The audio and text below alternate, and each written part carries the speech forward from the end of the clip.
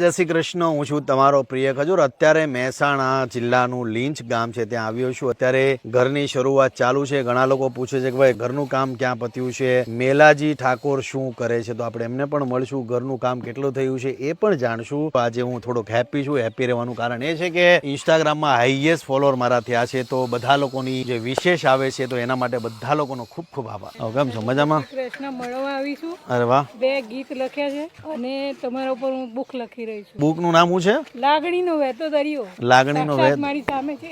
અને ગીત લખ્યું છે, શું લખ્યું છે? મારા માટે 2 ગીત લખ્યા છે।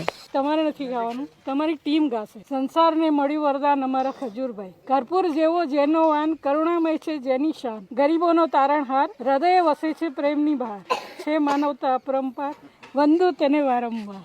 બહુ સરસ, બહુ સરસ।